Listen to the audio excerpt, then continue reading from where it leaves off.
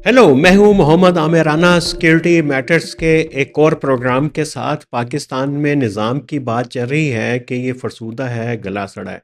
कितना है, आज हम बात करेंगे इसके ऊपर। और इस गले सड़े निज़ाम के ऊपर एक और तय चढ़ाई जाने की तैयारियां हैं, और ये जो तय है इसका मॉडल लाया गया है बलूचिस्तान से, जहां पे पिछले कुछ अरसे से गवर्नेंस का एक नया तजर्बा हो रहा था। वो तजर्बा क्या था? कामयाब हुआ, नाकाम हुआ? अगर कामयाब था तो फिर ये वज़ीर आला मीर सरफराज बुगटी साहब को हटाए जाने की इतलात में कितनी सदाकत है, और डॉक्टर अब्दुल मालिक बलोच के वज़ीर आला बनने के कितने चांसेस हैं। ये तो हम इसको ज़मीनी तौर पे बात करेंगे, लेकिन फोकस हम रखेंगे कि जो इंतज़ामी तब्दीलियाँ बलूचिस्तान के ढांचे के अंदर लाई गई, सिक्योरिटी सेक्टर के अंदर लाई गई, वो क्या है? क्या वो एक ऑल्टरनेटिव निज़ाम का एक तजर्बा था जिसकी पनीरी बलूचिस्तान से उठाई गई, और अब ये जो नए सूबों की बात है उसी किस्म का एक पूरा मंसूबा है। लेकिन बात तो शुरू होगी निज़ाम दीन से। ये निज़ाम दीन पाकिस्तान में हर 2-3 साल के बाद क्यों ख़राब हो जाता है? ये जो हमारी मुक़तदरा है, मुक़तदरा से मुराद जो एस्टेब्लिशमेंट है, जिसमें हमारी सिविल मिलिट्री ब्यूरोक्रेसी है, कुछ इसमें सियासी और कुछ हमारे इंडस्ट्रियल ख़ानदान इसके अंदर शामिल हैं, इसकी कंपोजिशन में। ये क्यों इतनी जल्दी फ्रस्ट्रेट हो जाते हैं और बात करते हैं कि नया निज़ाम लाया जाए? वही निज़ाम जो ये खुद लेके आते हैं 3 साल के बाद, उससे उकताते क्यों हैं? 2018 में जब खान साहब को लाया गया था तो नारा था, गलगला था कि ये तो बिल्कुल नया निज़ाम होगा, लेकिन वो उसको जल्दी उससे इन्हें फरसूदगी की और सड़ान आने लगी उस निज़ाम से। फिर इनका कि नहीं, एक और नया निज़ाम लाया जाएगा जिसमें SIFC होगी, और हाइब्रिड एक तरह का एक निज़ाम होगा। और पाकिस्तान जैसे मिडल ईस्ट में कामयाबियां समेट रहा था, लगता तो ये था कि इस मर्तबा ये निज़ाम चलेगा ज़्यादा, और इसमें से जो बदबू उठ रही है, जो आम आदमी तक तो पहुंचती है, वो अशराफिया मुक़तदरा इस्टेब्लिशमेंट के की नाक तक नहीं पहुंचेगी। लेकिन बहरहाल बदबू इतनी ज़्यादा थी कि ये बद फिर जो है निज़ाम को बदलने की बात शुरू हो गई। ये जो मोहसिन नकवी ने बात छेड़ी है, ये कोई नई बात नहीं है। कभी ना कभी ये बात छेड़ी जाती है, और जब भी कोई निज़ाम बदलने की बात करें तो इसमें अ, यकीनी बात होती है कि अब कुछ सेटअप के अंदर तब्दीलियां आ रही हैं, और ये बात इतनी आम है कि आम आदमी को भी बड़ी आसानी से समझ आ जाती है कि अब किसी का बोरिया बिस्तर लपेटा जाएगा, और कोई नया अपना लोटा लाठी और बैग उठा के अब ऐवान इक़्तिदार में दाखिल होगा। अभी हमें नहीं पता कि ये महज बोरिया बिस्तर लपेटने की बात है, या इसी निज़ाम के अंदर रहते हुए इनको अपनी मर्ज़ी के इंतज़ामी मामलात के ऊपर मजबूर करना, नया बंदोबस्त जो है उसकी नींव डालना, उसकी इफ्तिताह करना। मुमकिन है कि इसके ऊपर ये मौजूदा जो रजीम है, क्योंकि सदर ज़रदारी कहते रहे हैं कि मैं तो इस निज़ाम की हिफाजत के लिए खड़ा हूँ, मैं इस्टेब्लिशमेंट के साथ खड़ा हूँ, और इसी तरह के बयानात जो हैं शहबाज शरीफ साहब भी देते हैं। तो अब हो क्या रहा है उसके पस मंज़र में तो हम जाएँगे, चूँकि ये मामला जुड़ा हुआ है बलूचिस्तान के साथ, तो वो हम उसके ऊपर जाएँगे। लेकिन थोड़ा-सा हम एक समरी ज़रूर करेंगे, इस ख़ुलासा जिसे कहते हैं कि ज़रूर करेंगे कि पाकिस्तान का मसला असल में है क्या? जिसको ये हम कहते हैं कि हुक्मरानी का क्राइसिस है, गुड गवर्नेंस नहीं है, ये है क्या? इसमें बुनियादी तौर के ऊपर 3-4 चीज़ें हैं, और ये कोई ढकी-छुपी बातें नहीं हैं کہ یہ جو کرائسس کریٹ ہوتا ہے بنیادی طور کے اوپر ایک فسکل سکویز کی وجہ سے، معاشی مسائل کی وجہ سے، برڈن کی وجہ سے، جو پاکستان آج تک اپنی معیشت کو ٹھیک نہیں کر پا رہا، وہاں سے یہ ٹریگر ہوتا ہے اور اس کا فائنینشیل سکویز کریٹ ہوتا ہے، یعنی پریشر بڑھتا ہے۔ اور اس میں 18 امینڈمنٹ کے بعد اور NFC ایوارڈ کے بعد ظاہر ہے کہ 50.7.5% جو شیئر جو ہے ڈسویزیبل پول میں جاتا ہے، صوبوں کو ملتا ہے، تو اس کے اوپر نظر رہتی ہے کہ اس کی وجہ سے ڈیفنس بجٹ کے اوپر کٹ لگتا ہے، اور جو ہم نے باہر سے قرضے لیے ہوئے ہیں اس کو ادا کرنے میں مشکل پیش آتی ہے۔ تو اس کو ذرا ٹھیک کر لیا جائے، اور یہی نئے انتظام کی بات بھی ایسی ہے۔ لیکن جہاں پہ آپ کا اتنا زیادہ ڈیفیسٹ ہو، کیا ایک دو آئینی ترمیم سے، انتظامی بندوبست سے وہ چیزیں ٹھیک ہو جائیں گی؟ پھر یہ کہ گورننس کا جو مسئلہ ہے وہ ہر جگہ کے اوپر ہے، اور اس کے اندر متفقہ رائے یہ ہے کہ یہ جو نیا بندوبست تھا 18 امینڈمنٹ کے بعد، اس میں بلدیاتی نظام کو، لوکل گورنمنٹس کو ہم نے پس پش ڈال دیا، اس طریقے سے امپلیمنٹ نہیں کیا، اور اس میں صوبے جو ہیں وہ طاقتور ہو گئے فنینشلی اور سیاسی اختیار کے حوالے سے، طاقتور ہو گئے، وہ بادشاہ بن گئے، اور بادشاہ گھر آ، آ، کی حیثیت سے انہوں نے ایکٹ کرنا شروع کیا۔ تو ایک یہ مثال ہم پنجاب کے سامنے رکھ سکتے ہیں کہ وہاں پہ کس طریقے سے جو اللے تللے ہوئے ہیں، اور جس قسم کی لگژری اسکیمیں لانچ کی ہیں، وہ صوبائی حکومت کا مینڈیٹ نہیں ہے، وہ لوکل باڈی کی سطح کے مسائل ہیں جن کے لیے وہ گورنمنٹیں، بلدیاتی ادارے زیادہ بہتر طریقے سے وہ اسکیموں کو لا سکتے ہیں، چلا سکتے ہیں۔ ایک یہ سینٹرلائز قسم کا مائنڈ سیٹ صوبوں کے اندر ہے، اور صوبوں کے اوپر ایک اور سینٹرلائز سسٹم ہے جو ان سے کہتا ہے کہ ہمیں اپنے اختیار دے دو۔ تو پھر ہائیبرڈ رجیم کا بھی اس کے اندر ایک پورا تعلق ہے۔ یہ جو پورا سیٹ اپ ہے، اس کو تبدیل کرنے کی کوئی بات نہیں کر رہا، لیکن یہ بھی ایک بڑی وجہ ہے۔ اور سب سے بڑی وجہ، اگر آپ کو تھوڑا سا علمی شغف ہے گورننس کے مسائل کے سمجھنے کے لیے، پولیٹیکل اکانومی کے ساتھ ملکوں کی، تو ایک چیز جس سے ہمارے اشرافیہ کو، بیوروکریسی کو نوکرشاہی کہنا چاہیے، وہ سخت چڑ ہے، اور یہ پڑھتے ہیں لیکن آپ کو بتاتے نہیں کہ پاکستان کے اندر ایک بڑا مسئلہ اسٹرکچرل ہپوکریسی کا ہے، ایک ساختیاتی منافقت کا ہے، جو آپ کے عمل کچھ اور ہے، آپ کرتے کچھ اور ہیں، آپ کے ذہن میں کچھ اور ہے، اور آپ کا ٹرسٹ نہیں ہے جس نظام کو آپ چلا رہے ہیں۔ یہ ایک اسٹرکچرل ہپوکریسی ہمارے اندر ان بلٹ ہے۔ اس کی مثال ابھی حالیہ یورپی یونین کے ساتھ GPS+ کا جو سٹیٹس تھا، اس کے معاملے پہ بھی دیکھنے میں آیا کہ آپ سوچتے کچھ اور ہیں اور کرتے کچھ اور ہیں۔ عبید اللہ علیم کا بھی ایک شعر ہے کہ وہ اسی حوالے سے، لیکن ذہن میں آپ کے چائنا ہے، سعودی عرب ہے، مصر ہے،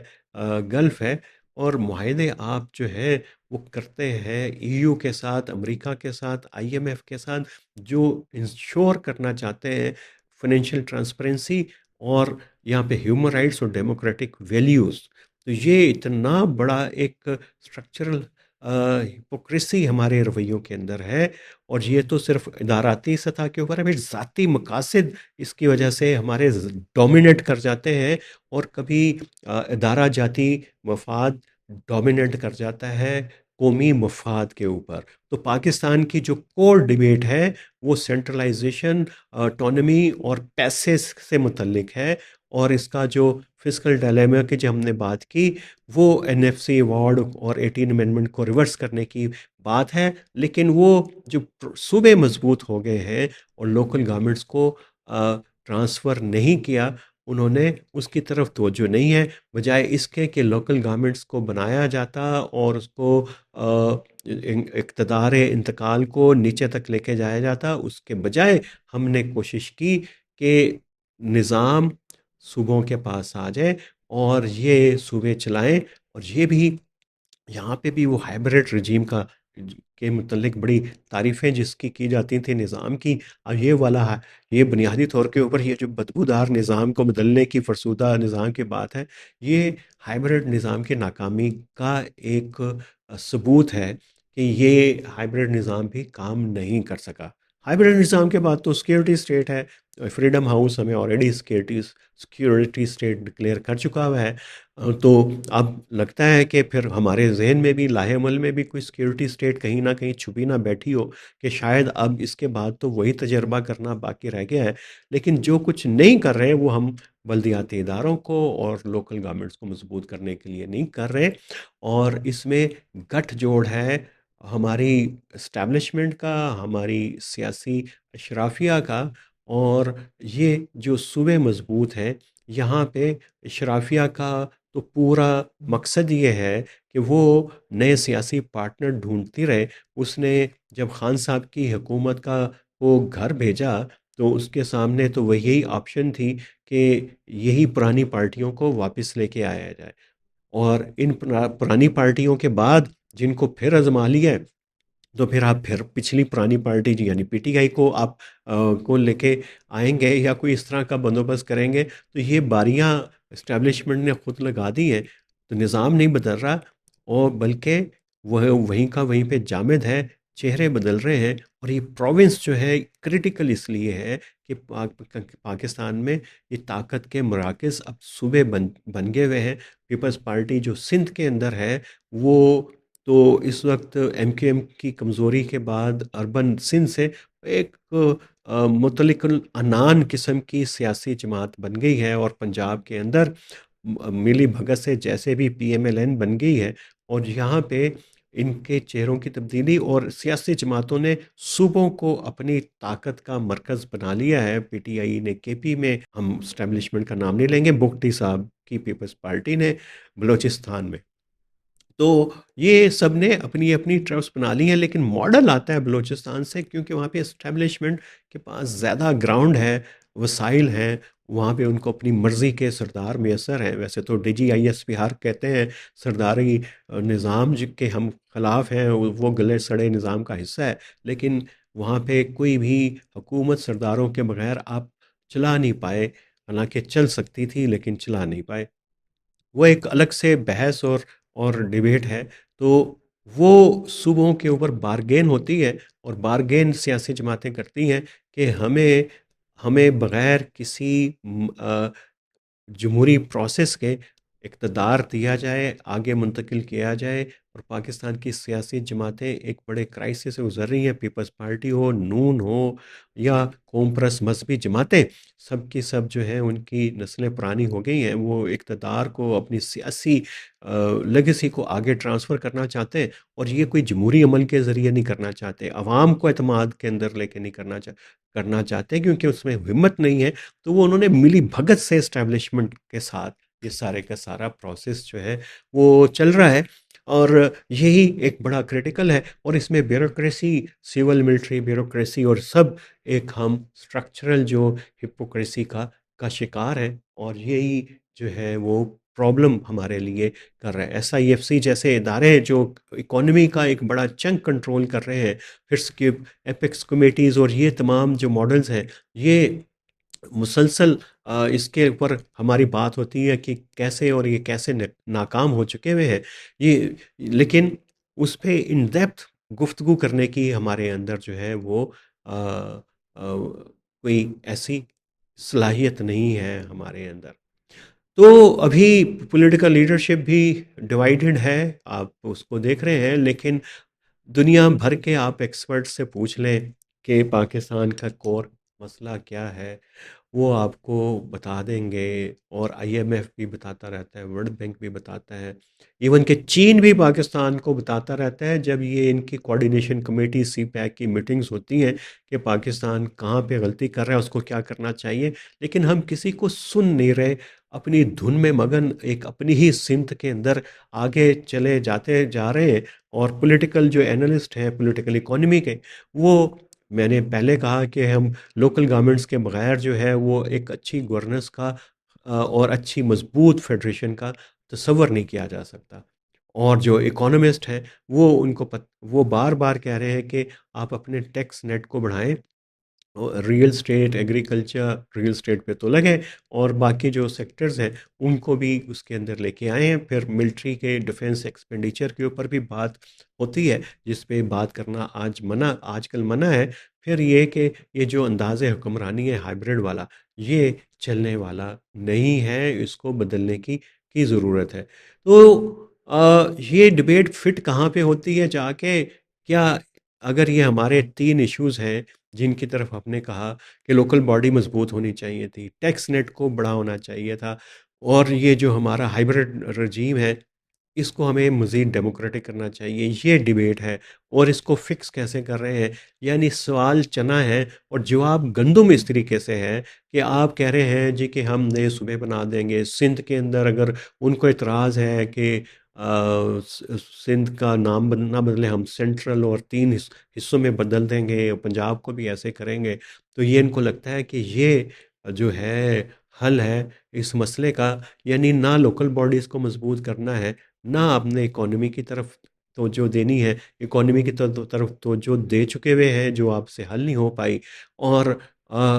نظام اپنے کنٹرول میں رکھنا چاہتے ہیں۔ آپ 26ویں ترمیم سے لے کے 18ویں سے لے کے 26ویں تک آ گئے، 18ویں تو ظاہر متفقہ تھی، لیکن ابھی تک آپ کے وہ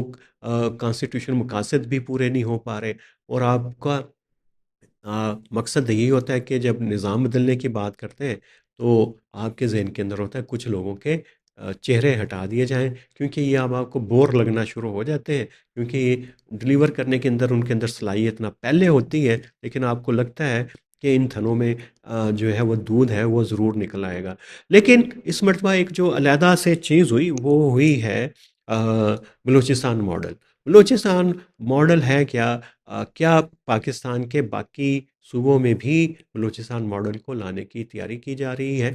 تو اس کے اوپر ہم کریں گے بات، لیکن ہے کیا پولیٹیکل مینجمنٹ اس کے اندر ہے؟ اس کے اندر اپیکس کمیٹی کا کنٹرول ہے، اس میں آئی ایف سی اور سی پیک کے ذریعے جو انیشیٹوز ہیں ان کا کنٹرول ہے، سافٹ پار مین اسٹریمنگ کے انیشیٹوز ہیں جس کے اوپر تو ہم خاص طور پہ کئی مرتبہ بات کر چکے ہوئے ہیں۔ یہ یہاں پہ آ، آ، مختلف پولیٹیکل پارٹیز، پولیٹیکل انجینئرنگ جسے کہتے ہیں، وہاں ہوتی ہے، اور اپنی مرضی کی گورنمنٹ لائی جاتی ہے۔ پھر اپیکس کمیٹی کے ذریعے آپ سب کہتے ہیں کہ شاید یہ مؤثر حکمرانی کے لیے مشاورت ضروری ہے، اور اس مشاورت کے اندر جو ہے وہ وزیر اعلیٰ بھی ہوتے ہیں، کمانڈر بھی ہوں گے، باقی ادارے بھی ہوں گے، ایف سی والے بھی ہوں گے، پولیس والے بھی ہوں گے، بیوروکریٹ بھی ہوں گے۔ لیکن آج تک شاید اس کے اوپر توجہ نہیں دی کہ آپ کا جب مائنڈ سیٹ ایک ہے سب کا چیزوں کا دیکھنے کا، اور یہ بات ہے وہی اسٹرکچرل ہپوکریسی کی، تو وہاں پہ تو چیزیں آپ جتنی مرضی آپ بڑی اپیکس کمیٹی بنا لیں، مسائل تو وہیں کے وہیں رہیں گے، کہ سب سوچتے ایک ہی طریقے سے ہیں، سب کو پتہ ہے کہ کون کس سے کون سی بات چھپا رہا ہے، کون سی بات کو آگے لے کے آ رہا ہے۔ اور پھر سب سے بڑا مسئلہ اس کے اندر یہ ہے کہ آپ کا جو سب سے طاقتور انسٹیٹیوشن ہے، بات تو اسی کی سنی اور چلی جائے گی، چلے گی، اگر اس کو سمجھ آ گئی تو چل پڑے گی، نہیں ہے تو نہیں۔ تو یہ ایک اس کے اندر پرابلم ہے، یہ کوئی ڈیموکریٹک گورننس کا کے بالکل اگینسٹ ہے، اس کے پرنسپلز کے اگینسٹ ہے یہ پورا اس قسم کا انسٹیٹیوشن۔ لیکن اب آئے گا ادھر بھی، اور اپیکس کمیٹیز جب نیشنل ایکشن پلان کے لیے بنی تھی 2016 کے اندر، تو وہ صرف ایک D G I S P R کی ٹویٹ کے اوپر بن گئی تھی، تو اتنے مؤثر ہوتے ہیں یہ انتظام۔ اور پھر کوادر ریکارڈک سے لے کے سی پیک کوریڈور، یہ ساری چیزیں جو ہیں وہ بھی ہمیں پتہ ہے کہ وہ ہماری ہائبرڈ رجیم کے کنٹرول کے اندر ہے۔ اور اس کو یہ سارے جو کام ہم کر رہے ہیں وہ ہم سمجھتے ہیں کہ یہ ہم کام تو ٹھیک کر رہے ہیں، گورننس بھی ٹھیک کر رہے ہیں، پولیٹیکل منورنگ بھی ٹھیک ہوئی ہے۔ یہ جو بلوچی کہتے ہیں کہ جی صاف شفاف الیکشن کے، ان کو تو پتہ ہی کچھ نہیں ہے، ہمیں پتہ ہے کیسے ہم لے کے آئیں گے۔ تو آپ اس کے لیے سمجھتے ہیں کہ یہ جو پروپیگنڈا ہے نا، یہ اس کا بہترین ٹول ہے۔ آپ کو اپنا سافٹ امیج بنانا پڑے گا، مین اسٹریمنگ کرنی پڑے گی، یوتھ کی، باقی سیگمنٹ جو کٹے ہوئے ہیں باقی جگہوں سے۔ تو یہ آپ کا ویو ہے، یہ ایک ماڈل ہے، اور اس کی پریکٹیکل شکل یہ ہے کہ اس وقت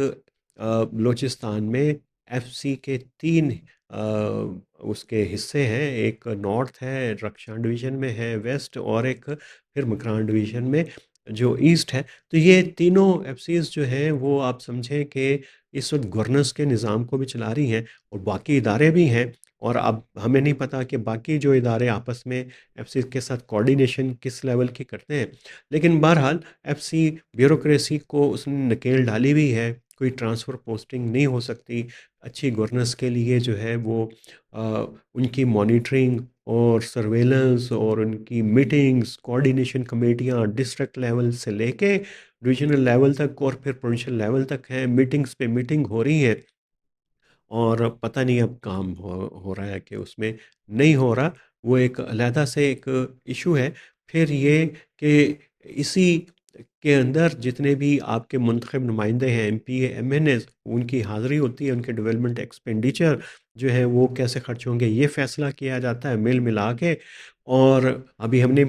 نہیں پتہ کہ کتنی لیکیج ہے، کتنا وہ پیسہ لگتا ہے، لیکن یہ کہ ان کے اوپر بھی ایک پوری نگرانی کا نظام ہے۔ کیا یہ نگرانی کا نظام پنجاب کے ایم پی ایم این اے پہ چل سکے گا؟ سندھ کے ایم پی ایم این اے پہ چل سکے گا؟ کیا یہ نگرانی کا نظام پنجاب کے سندھ کے بیوروکریٹ پہ چل سکے گا یا نہیں؟ یہ تو چلے بعد کے مسائل ہیں، لیکن یہ تو ایک گورننس کا یہ والا نظام ایک متعارف کروایا گیا ہے، جس میں کنٹرول مخصوص ایک ادارے کے پاس ہے۔ اب یہ پنجاب کے اندر کیا رینجرز ہوں گے، کون ہوگا، اگر یہ آتا ہے تو وہ علیحدہ ہے، لیکن پھر یہ کہ جب صوبوں کی بات ہے تو وہ تو بلوچستان کے اندر آپ نے انتظامی یونٹ بھی جو ہے کافی نئے بنا لیے، 8 کی جگہ پہ 11 ڈویژن کر لیے، اور 41 آپ کے ڈسٹرکٹس ہو گئے بلوچستان کے۔ اب یہ نہیں پتہ کہ یہ جب اتنی بڑی بیوروکریسی آئے گی، اتنا بڑا سٹرکچر ہوگا، پھر آپ نے پولیس بھی انٹروڈیوس کر دی، لیویز کا سٹرکچر، یہاں پہ جملہ مترزہ یعنی ایک اعتراض والا جملہ میں کہہ دوں آپ سے کہ کانفلکٹ جب پیک کے اوپر ہو تو وہاں پہ گورننس کی اور یا اسٹرکچر ریفارمز نہیں ہو سکتی۔ یہ ریفارمز کا ٹائم جو ہے وہ پیسفل ٹائمز ہوتے ہیں، اور اس میں کانفلکٹ کے اندر تو کانفلکٹ مینجمنٹ کے اوپر زور ہوتا ہے، گورننس ٹھیک کرنے کے اوپر زور نہیں ہوتا۔ تو جب آپ نے لیویز ختم کی تو آپ نے کمیونٹی کا سٹرکچر ختم کر دیا، ادھیڑ کے رکھ دی سیکیورٹی، آپ نے جو تھوڑی بہت کمزور سوشل سیکیورٹی تھی وہ اس کو بھی ادھیڑ کے رکھ دی، اور انسرجنس نے اس کا فائدہ اٹھایا۔ تو اب نئے نئے قوانین آپ لے کے آئے، لیکن اس سے کوئی فرق وہاں پہ نہیں پڑا۔ وہ جو کام پیس ٹائمز کے تھے آپ نے جلدی جلدی اس کو کرنے کی کوشش کی، نمٹانے کی کوشش کی۔ اب یہ انتظامی بندر بانٹ آپ سمجھتے ہیں کہ شاید یہی حل ہے پاکستان کے اندر بھی، اور اگر یہ انتظامی یونٹ زیادہ ہو جائیں گے تو پھر چیزیں آسان ہو جائیں گی شاید۔ لگتا ہے یہ کہ ریونیو جو ہے اس کو کنٹرول کرنا آسان ہو جائے گا۔ بات پھر وہیں پہ مسنگ ہے کہ آپ لوکل باڈیز پہ یقین ہی نہیں کرنا چاہتے، کیونکہ لوکل باڈیز جو ہے دو چیزوں کو انشور کرتی ہے، وہ پارٹیسپیشن جو ہے لوکل لیول کے اوپر جاتی ہے، وہ امپاور فیل کرتی ہے وہاں پہ مسائل، اور ایک پولیٹیکل انسٹیٹیوشنلائزیشن ہوتی ہے جو پاکستان کے کیمپسز کے اندر تو نہیں ہو رہی، تعلیمی اداروں میں ٹریڈ یونین ختم ہے، تو جو ایک انسٹیٹیوشن نرسری بن سکتی تھی وہ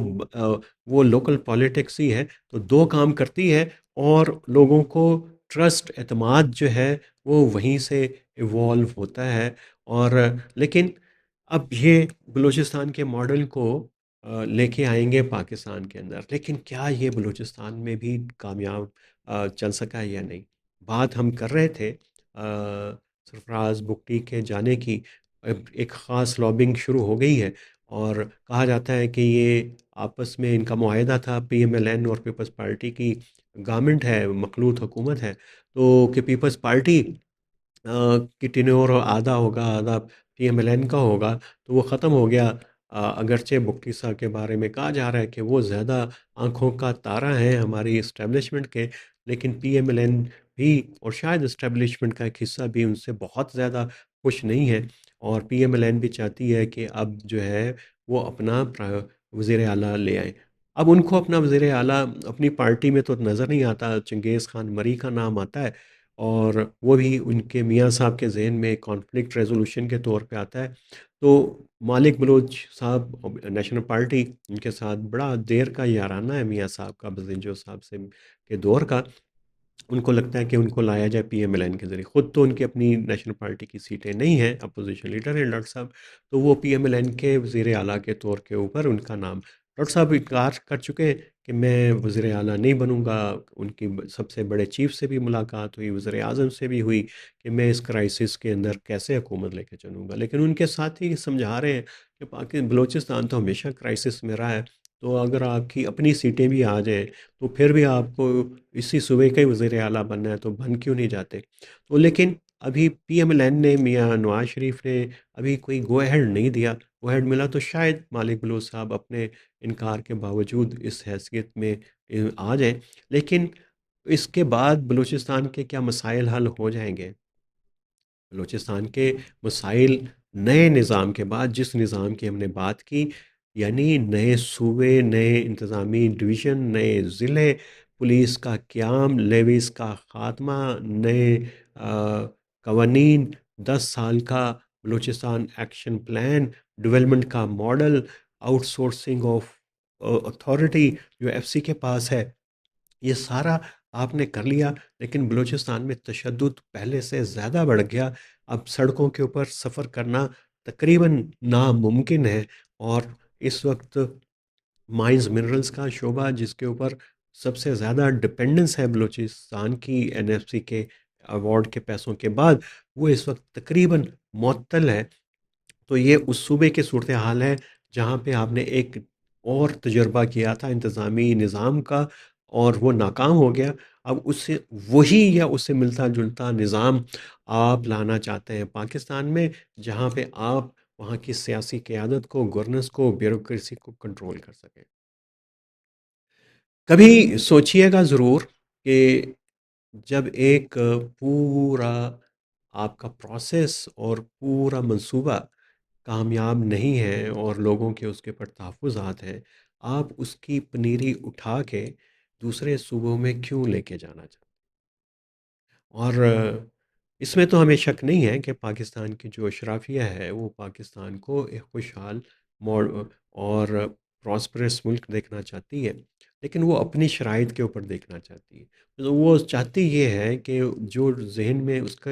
خاکہ ہے کہ چین کا ماڈل، عربوں کا ماڈل، وہ ماڈل یہاں پہ لے کے آیا جائے، لیکن مجبوری یہ ہے کہ آپ کی ایتھنک ڈائیورسٹی اتنی زیادہ ہے، ریلیجیس ڈائیورسٹی، کلچرل، کہ آپ ایک پارلیمانی جمہوریت کے علاوہ اس ملک کو چلا نہیں سکتے،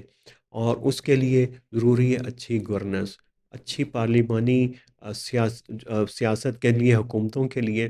آپ کو اچھی سول سوسائٹی چاہیے، آپ کو ٹرانسپیرنٹ سیاسی جماعتیں چاہیے، یہ موروثی جماعتیں نہیں چاہیے، وہ جماعتیں جس کے اندر خود جو ہے وہ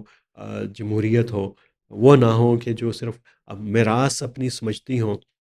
ادھر عدالتیں آزاد ہوں، ادھر فیصلے پارلیمنٹ کے اندر ہوتے ہوں، تو تب جو ہے ایک اچھا پراسپرس ملک بنے گا، وہیں سے اکانومی بھی ٹھیک ہو جائے گی، جو دفاع کی ضروریات بھی پوری ہو جائیں گی۔ لیکن اس نظام سے پتہ نہیں ہم خائف کیوں ہیں، یہ نظام جمہوریت ہمیں اچھی کیوں نہیں لگتی؟ شاید اس وجہ سے جو بلوچستان ماڈل کے اندر جو 4 پلر ہے، ایک آپ نے مین سٹریمنگ کا اور پرسیپشن کا، نیریٹو بلڈنگ کا سیکشن دیکھا، آپ کو تنقید سے خوف آتا ہے، آپ کو اس سے خوف ہے کہ کوئی آپ کی کسی بات پہ، کام پہ اعتراض کرے گا، تو آپ اس سے جب سے ماورا ہو جائیں گے تو پھر چیزیں ٹھیک ہونا شروع ہو جائیں گی، آپ کے اندر اعتماد آ جائے گا، کیونکہ یہ جو تنقید ہے، یہ جو تنقید کرنے کی آزادی ہے، یہ ایک بہت بڑی نعمت ہے جو معاشروں کو آگے لے کے جاتے ہیں، اور بیوروکریسی کو لگام ڈالتی ہے، سیاستدان کو لگام ڈالتی ہے، بلکہ سول سوسائٹی اپنے آپ کو اسی کے ذریعے لگام ڈالتی ہے، اور اسی کے ذریعے خود احتسابی کرتی ہے، اسی کے ذریعے وہ اتنی مضبوط ہوتی ہے کہ پھر ایک ایسی کوہیژن پیدا ہوتی ہے، ایسی قوت پیدا ہوتی ہے کہ باہر کی جتنی تھریٹ जो है वो उसको ये इकट्ठे हो के मजबूत हो के जवाब देती है। ये जो हाइब्रिड रजीम है, ये जो कंट्रोल का करने की थिंकिंग है, ये चीज़ों को कंट्रोल नहीं होने देती, बल्कि ये कंट्रोल को कमज़ोर करती है ये वाली थिंकिंग। एतमाद से माशरे आगे चलते हैं और आज का की जो दुनिया है वो तो बाहमी एतमाद से ही चलती है। अदम एतमाद से कैसे ये दुनिया चल सकती है? यहाँ पे यहाँ ना मुल्क चल सकते हैं, ना सोसाइटी, बल्कि ना कोई घर चल सकता है इस बेएतमादी की फ़ज़ा के अंदर। तो आज का यही नैरेटिव था और हमारी ख्वाहिश है कि पाकिस्तान दिन दुगनी रात चौगुनी तरक्की करे, लेकिन उसके लिए हमें ये जो हमारा स्ट्रक्चरल थिंकिंग प्रोसेस है, जिसको स्ट्रक्चरल हिपोक्रेसी मुनाफत कहते हैं, इसको छोड़ना पड़ेगा। आज के दानश्वर को भी, आज के सहाफ़ी को भी, जो सहाफ़ी आज कह रहे हैं कि जी ये निज़ाम ख़राब है, कोई नकवी साहब पे तनकीद कर रहा है, कोई शहबाज शरीफ पे कर रहा है, अपने अपने कैंप हैं और उसमें लगे हुए हैं, और ये भी इसी फरसुदा निज़ाम की पैदावार है, और ये वो कुलबुलाते हुए निज़ाम के कीड़े हैं जो उसी वक्त उछलते हैं जब ये नीचे से हल्की आंच दी जाती है, फरसुदा निज़ाम की तीली लगाई जाती है नारे की, तो ये उछलते हैं, इनको उछलने दें और ये बैठ जाएंगे। लेकिन आप अपने सोचने का काम जारी रखें और किसी के नारों से, किसी के ऊंचे आहंग से मगलूब मरगूब होने के बजाय चीज़ों को जान के जिएं। आजकल तो इंफॉर्मेशन टेक्नोलॉजी का दौर है, एआई का दौर है। कोई भी चीज़ आप जो है वो किसी भी वक्त किसी भी अच्छे एआई बॉट से पूछ सकते हैं। मैंने भी कई चीज़ें पूछी और मुझे खासा अफ़ाक़ा हुआ। आप पूछेंगे आपको भी होगा। बहुत शुक्रिया आज के लिए इतने।